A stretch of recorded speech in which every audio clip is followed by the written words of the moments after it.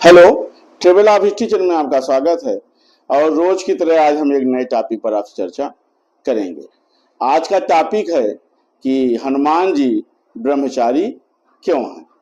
तो अगर हम रामचरितमानस की एक चौपाई देखें तो उसमें लिखा है, जहां काम तह राम नहीं, जहां राम नहीं काम। अर्थात जिसके मन में काम भावना होती है वो श्री राम जी की उपासना नहीं कर सकता है, और जो श्री राम जी को भजता है वहां काम नहीं ठहर सकता है।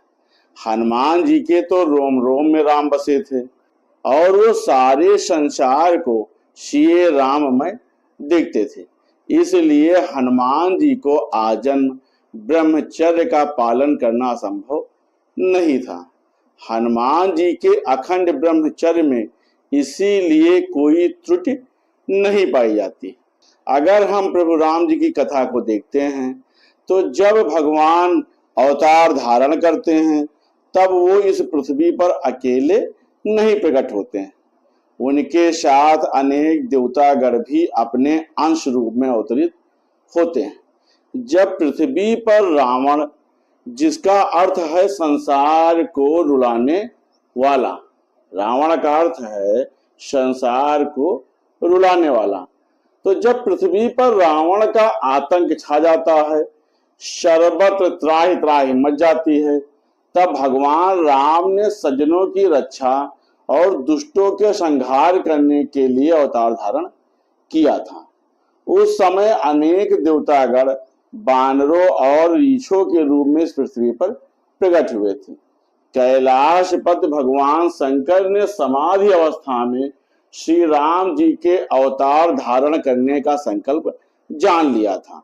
भगवान शंकर, जिन्हें कि रुद्र भी कहते हैं, वो अपने आराध्य की सेवा करने और कठिन कलिकाल में भक्तों की रक्षा करने की इच्छा से श्री राम जी के प्रमुख सेवक के रूप में अवतरित होते हैं। जेहि शरीर रति राम सो आदरहि सुजान, रुद्र देह तज नह बसे बानर भे हनुमान। भगवान शंकर ने यह अवतार बिना शक्ति अर्थात माता पार्वती के धारण किया था। इसलिए नैष्ठिक ब्रह्मचर्य इस अवतार का मुख्य लक्षण था। ब्रह्मचर्य व्रत का पालन करके हनुमान जी ने मानव समाज के सामने आचरण संबंधी महान आदर्श प्रस्तुत किया था। भगवान हनुमान जी का जन्मसिद्ध ब्रह्मचर्य का गुण किसी न्यूनता या अयोग्यता के कारण नहीं था। वो चाहते तो भोग विलासमय जीवन व्यतीत कर सकते थे, लेकिन वे जन्म से ही इस प्रकार के जीवन से दूर रहे हैं। ब्रह्मचर्य का पालन करके हनुमान जी ने मानव समाज के सामने आचरण संबंधी महान आदर्श प्रस्तुत किया था। अगर हम देखें तो मतवाले हाथी या खूंखार शेरों पर विजय पाने वाला मनुष्य वीर कहलाता है, किंतु मन को जीत कर काम पर विजय पाने वाला व्यक्ति या मनुष्य महावीर कहलाता है। आजन्म ब्रह्मचर्य व्रत के कारण श्री हनुमान जी को महावीर भी कहा जाता है। और हनुमान जी या महावीर जी के बारे में अगर हम देखें तो प्रभु श्री राम के प्रमुख व अंतरंग सेवक जैसे अधिकार के पद को संभालते हुए ब्रह्मचर्य का पालन करना खेल नहीं है, ये बहुत बड़ी तपस्या है। हनुमान जी इस तप में कितने खरे उतरे, ये उनके जीवन की अगर ये घटना देखे तो उससे पता चलता है। माता सीता जी की खोज में हनुमान जी ने रात्र में जब लंका में प्रवेश किया, उन्हें ये पता नहीं था कि रावण ने माता सीता या जनक नंदिनी को कहाँ रखा है। लंका में राक्षसों के अंतःपुर थे, संयमी लोगों के नहीं। सुरापान और उन्मत्त विलास ही राक्षसों के प्रिय वसन रहे हैं। अपनी उन्मत्त क्रीड़ा के कारण राक्षसगण निद्रामग्न हो चुके थे और प्रत्येक घरों में अस्त व्यस्त वस्त्रों में निद्रालीन राक्षस युतियां हनुमान जी को देखने को मिलती हैं। हनुमान जी ने चूंकि कभी माता सीता को देखा नहीं था, इसलिए जिस सुंदर स्त्री को देखते तो सोचते हो ना हो यही माता सीता हैं। फिर जब उससे बढ़कर के किसी सुंदर स्त्री को देखते थे तो उसे सीता माता समझने लगते थे। कभी उनको लगता था इनमें से यदि कोई सीता माता नहीं है तो सीता माता कहाँ गई हैं? संपाति की बात भी झूठी नहीं हो सकती है। उसने कहा था कि मैं माता सीता को लंका में बैठे हुए देख रहा हूं और अगर जानकी माता को कहीं ढूंढना है तो वो स्त्रियों के ही बीच में कहीं होंगी, वहीं उन्हें ढूंढना पड़ेगा। यही सोच करके वे फिर सीता जी को खोजने लगते हैं। अब वो रावण के अंतःपुर में पहुंचते हैं। वहां एक स्वर्ण निर्मित पलंग पर रावण सो रहा था और उसी के समीप गलीचों पर सहस्त्रों स्त्रियां सो रही थी। किसी का सोते समय मुख खुला था तो कोई खर्राटे भर रही थी, किसी के मुख पर पान के दाग लगे थे। अस्त व्यस्त पड़ी ऐसी अवस्था वाली पर स्त्री को देखना सदगृहस्थों के लिए बहुत बड़ा दोष होता है। हनुमान जी तो आजन्म ब्रह्मचारी थे, उनके मन में बड़ी घृणा उत्पन्न होती है। वे सोचने लगते हैं आज मेरा व्रत खंडित हो गया। ब्रह्मचारी को तो स्त्रियों के चित्र को भी नहीं देखना चाहिए और मैंने अर्धनग्न अवस्था में अचेत पड़ी इन स्त्रियों को देखा है। इससे मुझे दोष लगा है और बड़ा अपराध हुआ है।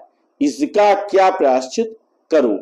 मन में बड़ा पश्चाताप, ग्लानि और अत्यंत दुख हो रहा था। जिसने कोई व्रत, कोई नियम दीर्घ काल तक पालन किया हो, उससे अनजाने में वो नियम टूट जाए तो व्रत भंग की वेदना क्या होती है, इसका अनुमान लगाना आम मनुष्य के लिए संभव नहीं है। अब हनुमान जी ये संकल्प लेते हैं कि मैं इसका मरणांत प्रायश्चित करूंगा, लेकिन कोई अनर्थ हो या कोई वो संकल्प कर बैठे, इससे पहले ही उनके हृदय में आराध्य के हस्त कमल का प्रकाश होता है। रघुवंश शिरोमणि श्री राम अपने भक्तों और आश्रितों की हमेशा रक्षा करते हैं। हनुमान जी की अंतर आत्मा से आवाज आती है, माता सीता स्त्रियों में ही मिलेंगी, और इसी भावना से मैंने रावण के अंतःपुर में प्रवेश किया था।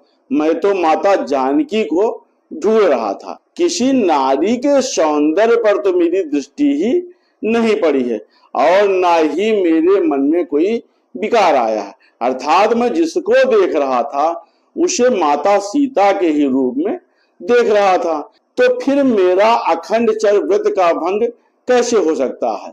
व्रत का मूल मन है, देह नहीं। अपना अंतःकरण ही पुरुष का साक्षी होता है। पाप और पुण्य में भावना की प्रधानता होती है।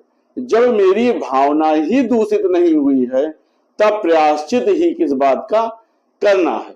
मैं जिस काम के लिए यहाँ आया था वो अभी पूरा नहीं हुआ है और मुझे अब इन तर्कों में नहीं पड़ना है और माता सीता को खोजना है। ये सोच करके ब्रह्मचर्य का मूर्तमान रूप श्री हनुमान जी दूसरी जगह पर माता सीता को खोजने लगे। हनुमान जी के अखंड ब्रह्मचर्य में कोई त्रुटि नहीं आई थी। संसार में ब्रह्मचर्य एक ऐसी तपस्या है जिसको सिद्ध कर लेने से मानव में अनेक दिव्य और दुर्लभ गुण आ जाते हैं और जिसके बल पर मनुष्य महान से महान कार्य कर सकता है। सच्चे ब्रह्मचारी के लिए कोई भी बात असंभव नहीं होती है। इसलिए हनुमान जी ब्रह्मचारियों में अग्रगण्य है।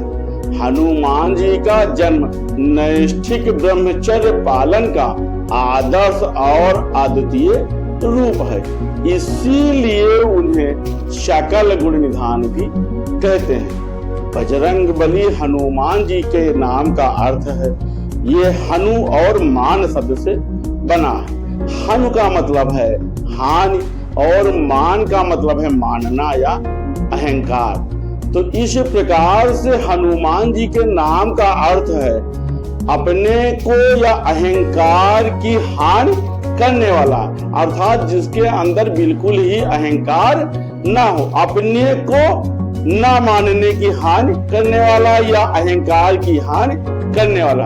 अर्थात वो अपने को कुछ नहीं मानते थे, अपने को बहुत कम समझना या जानना जानते थे। अपने अहंकार की हानि करने के कारण और कई सारी बातों को जानने के लिए किसी विशेष विषय के विशेषज्ञ के आगे झुकने को हमेशा तैयार रहने वाले को ही हनुमान जी कह सकते हैं। तो इस प्रकार से देखें तो भगवान के मन में जो पश्चाताप जगा था वो ब्रह्मचर्य व्रत के प्रति उनकी प्रबल निष्ठा और जागरूकता का सूचक है। इसीलिए उन्हें जितेंद्रिय भी कहते हैं। और प्रभु श्री राम के अंतरंग पार्षद होकर के उनकी अष्टयाम सेवा का सौभाग्य भी भगवान हनुमान जी को प्राप्त हुआ है।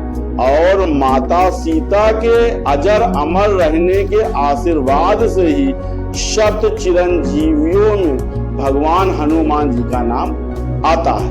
अंजनी गर्भ संभूतो वायुपुत्रो महाबला कुमारो ब्रह्मचारोचा हनुमंताय नमो नमः। आज देश में नवयुगों में जो चारित्रिक पतन देखने को मिल रहा है, अगर उसका उत्तर स्वामी विवेकानंद जी के शब्दों में देखें तो देश के उद्धार के लिए श्री राम और हनुमान जी की उपासना जोरों से प्रचलित की जानी चाहिए, क्योंकि हनुमान जी की उपासना से भक्तों में भी उनके गुण प्रकट होने लगते हैं। ऐसे ब्रह्मचारी भगवान हनुमान या महावीर जी को हम सत सत प्रणाम करते हैं।